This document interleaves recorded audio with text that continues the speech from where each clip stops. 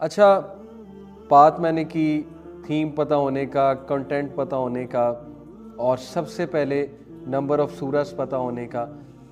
Next thing which آئی ڈڈ، میں یہ اپنی پرسنل اپروچ بتا رہا ہوں کہ میں نے قرآن کے جو سورز کے نام ہے وہ یاد کرنا شروع کر دیا. جیسے میں آپ کو بتاتا ہوں، سورہ فاتحہ، سورہ البقرہ، سورہ آل عمران، سورہ نساء، سورہ مائدہ، سورہ الانعام، سورہ الاعراف، سورہ انفال، سورہ توبہ، سورہ یونس. یہ میں نے آپ کو فرسٹ 10 چیپٹرز کے نام بتائے.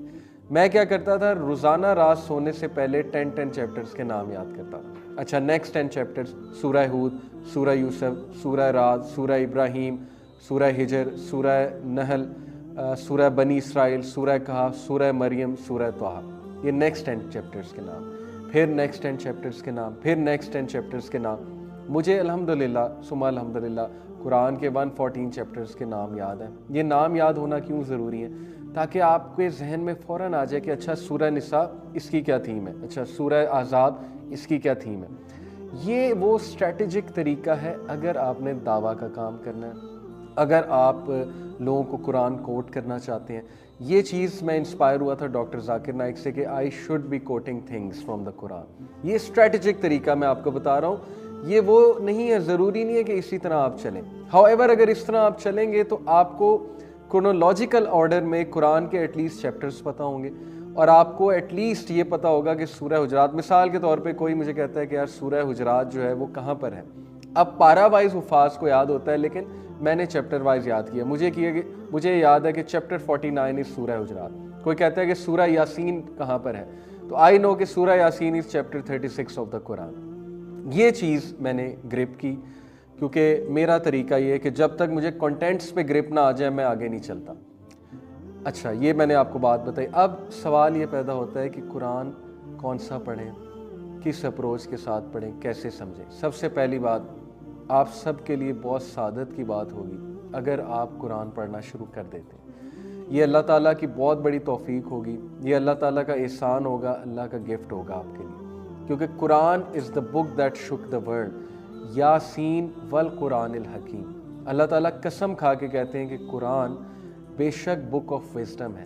It will change everything in your life. It will bring the, Allah تعالیٰ دیکھیں قرآن کو کیا کہا اللہ تعالیٰ نے کہ یہ موعظہ ہے، یہ شفا ہے. کس چیز کی شفا؟ جو چیز فی الصدور، ہمارے صدر میں، ہمارے سینوں میں، اس کے لیے شفا ہے. روحانی بیماریوں کے لیے شفا ہے، جسمانی بیماریوں کے لیے بھی شفا ہے. یہ موعظہ ہے، ریمائنڈر ہے ہم سب کے لیے، اور یہ گائیڈنس ہے، یہ رحمہ ہے، یہ مرسی ہے اللہ سبحانہ و تعالیٰ کی، یہ بلیسنگ ہے. اس لیے in order to read the Quran, میں 2007 میں جب قرآن پڑھنا شروع کیا، میں نے قرآن کھولا. مجھے بڑی شرمندگی ہوئی کہ میں عربک پڑھنا بھول چکا ہوں، کیونکہ دا لاسٹ آئی ریڈ دا قرآن، مجھے یاد آیا، یہ میں بات کر رہا ہوں 2007 کی، جب میں یونیورسٹی میں تھا.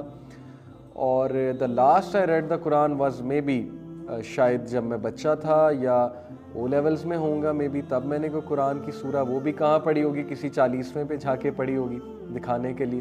ہمارے معاشرے میں 40ویں وغیرہ پہ قرآن پڑھا جاتا ہے نا، تو شاید اس میں جا کے پڑھی ایک روایت کے مطابق، روایتی جو ہمارا ایک کسٹم ہے اس کے مطابق. بٹ اس کے علاوہ قرآن بالکل آؤٹ آف ٹچ. اللہ تعالیٰ معاف فرمائے. تو بہرحال مجھے بڑی شرمندگی ہوئی کہ میں تو قرآن ہی پڑھنا بھول گیا. دین واٹ آئی ڈیڈ کہ میں نے، مجھے پتا تھا، اتنا مجھے نالج تھا کہ عبد الرحمن سدیس امام کعبہ ہیں، بہت خوبصورت ان کی تلاوت ہے. تو میں نے ان کی تلاوت جو ہے وہ کہیں سے کاپی کی.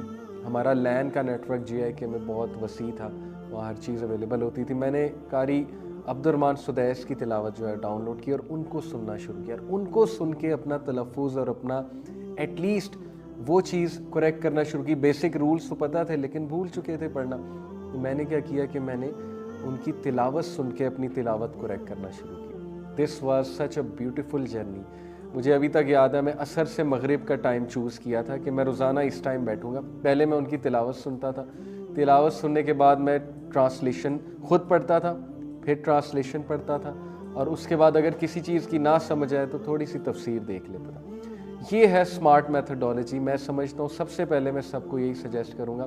دیکھیں اگر آپ ڈیپر تفسیر میں جانا چاہتے ہیں that is also good, but میری ایڈوائس یہ ہے کہ سب سے پہلے آپ قرآن کو ایک بار گو تھرو کریں. ٹرانسلیشن سے نہیں سمجھ آئیں گی کچھ چیزیں، دوبارہ گو تھرو کریں. نہیں سمجھ آئیں گی دوبارہ گو تھرو